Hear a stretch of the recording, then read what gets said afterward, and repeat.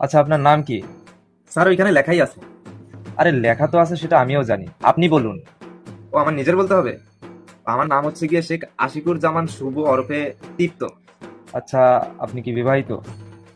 না স্যার, আমি বিবাহিত না, কিন্তু আমার আব্বা বিবাহিত।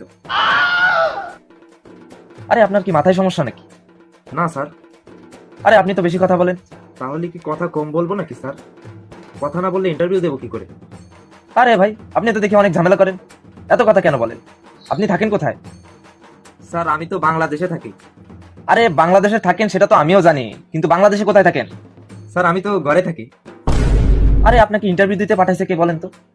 স্যার আপনারাই তো কালকে ফোন করে আসতে বললেন। আপনি দয়া করে আসতে পারেন, যান। স্যার মাত্রই তো আসলাম, এখনই চলে যাব?